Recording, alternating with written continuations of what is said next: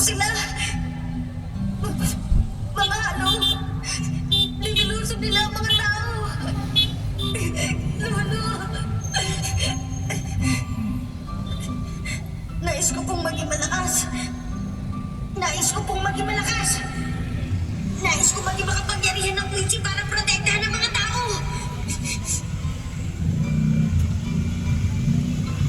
Huwag mong gawin kamao ang iyong mga kamay.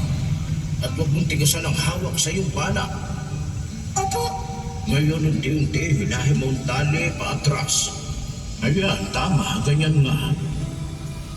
At siguruhin mo ito ay tuwid. At ngayon bigla mong bitiwan. Sige na.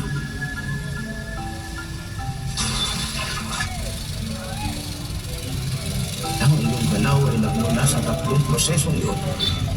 Subukan mo lang ang gusto mo. Pero mahirap po. Ang palasong ng isang prinseng pinakakawalan upang protektahan ang ating mga mahal sa buhay. Taong nais protektahan? Darating din ang araw at maiintindihan mo yun.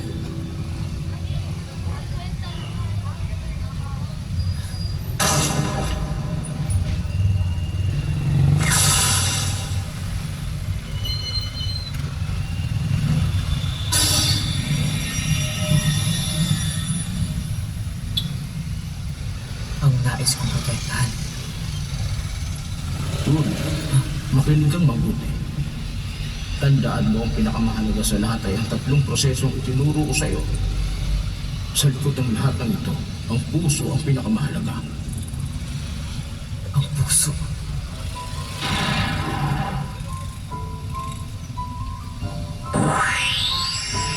Tayong mga puso ay nagpapakawala ng palaso kasama ang ating puso upang protektahan ang mga taong mahalaga.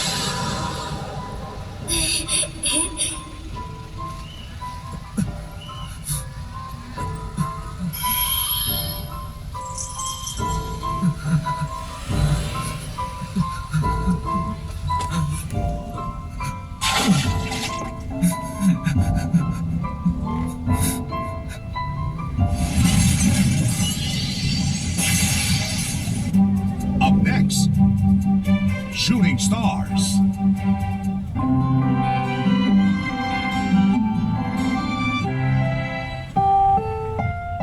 Ang susunod na programa ay rated PG. Patnubay at gabay ng magulang ay kailangan sa mga batang manonood.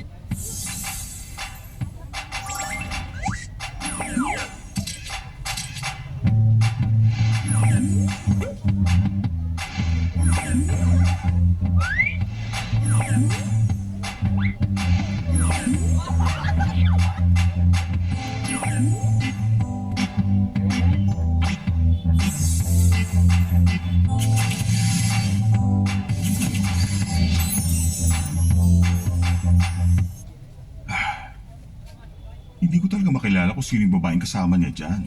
Oo nga. Kahit sino walang makakakilala sa kanya. Si Sierra kaya? Oo.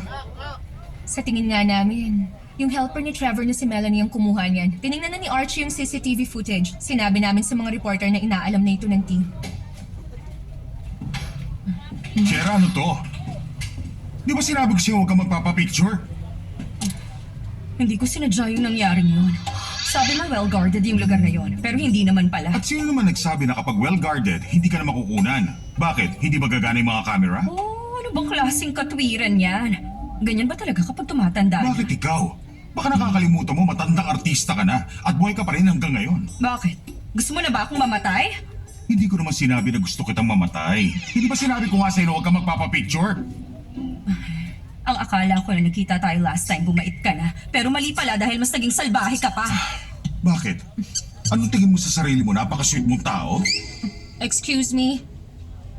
Sorry na, naistorbo ko ang pag-aaway niyo, pero may dapat tayong pagdesisyonan agad. Okay, ito ang sabihin natin. Yung babaeng nakita na nasa picture, hindi naman sila malapit na magkaibigan ni Trevor Teka Ball. lang. Ako, ang mama ni Trevor. Hindi naman kayo magkaibigan. Tama?